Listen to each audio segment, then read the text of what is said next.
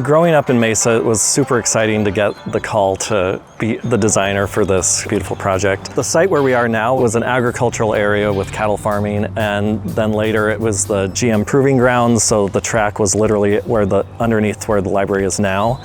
Originally, the site was going to be a 3-bay fire station, and then the city management made a great call that this was such a great location that it really needed to be a community building. When we were working with Dig Studio, the landscape architects, we really wanted to make sure that the library felt integrated to the park. One of the ways we did that was creating 3 entries to the library, which is sort of a unique aspect. So designing a building like this, you have to have a great building partner, and working with Wilming and their subs really helped create a successful project. Yeah, one of the things that we were really excited about, getting brought on board early with Kevin, you and your team, I think that made a lot of the difference. So at that early stage, we were really focused on working with the design team, bringing in key trade partners, elements such as the unique roof structure that you can see behind us, the building skin system, making sure we kind of understood those intricacies. I think the success of this building, beyond all of the successes in construction, it happened in that first 12 months. This is our first time building a library in Mesa in over 30 years, so it was so exciting to be a part of the design of the Library of the Future. We knew it needed to be a destination. We wanted it to be an anchor point in the community and kind of a beacon to the surrounding area, but we also wanted it to be a gateway to community connections. The design of this library was inspired by the community, and one of the events that happens here in this community is a farmers market every weekend. So that market transformed the concept. We really wanted to have each program element has its own kiosk, if you will. So there's a large community room, smaller meeting rooms, grouped into volumes that read as a market stall. And each of these spaces is identified through color blocking to give it its own identity. The weathering steel was a distinct choice to blend in with the existing park that was built about 10 years ago. In this desert environment, it's very harsh, and having a material that can stand up to that heat is really important. The windows into this space provides that transparency, but it also invites you in.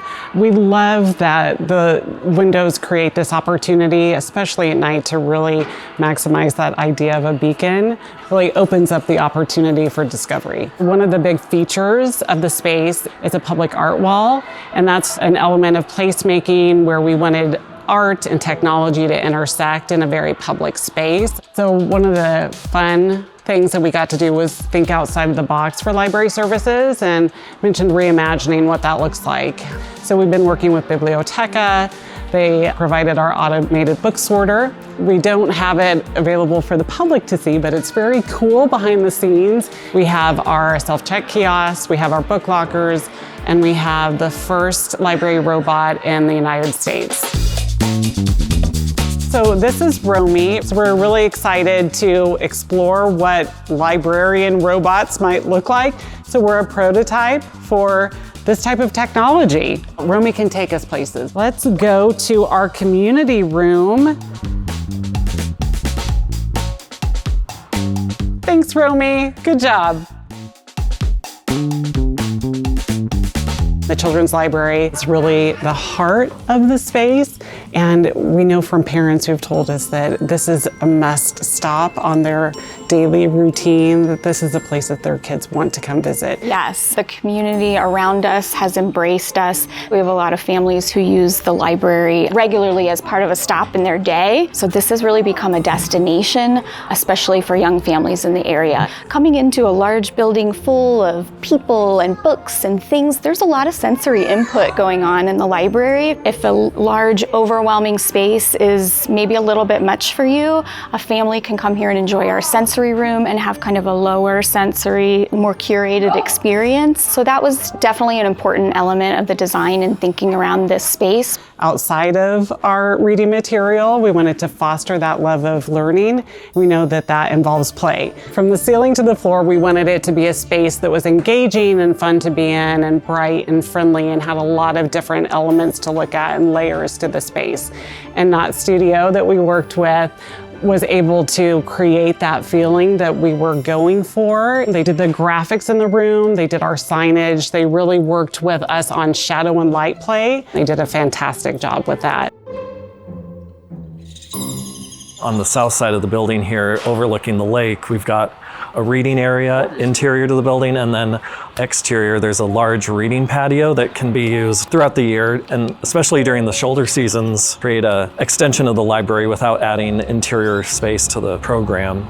This is really one of the highlights of the project, where you can bring your book outside and really feel like you're part of the park. In creating a roof form like this that doesn't touch any of the lower buildings, and without having a bunch of cross bracing or walls going up to meet the roof to create that rigidity that you need, we worked with Kinley Horn and Luis here to come up with a strategy to mitigate that without having any of those features, while still creating a seamless connection to the exterior. Yeah, one of the clever techniques that we found was the use of slanted columns that provide a little bit more rigidity laterally for the building, that allow us to meet the requirements to not have the building rattle either during a big storm or, God forbid, an earthquake, right? We were lucky to be able to make it to the grand opening a couple months ago, and when I was on my way here, I was so surprised by the amount of people that showed up. So I definitely think that this is something that's going to have a big impact on the community for years to come.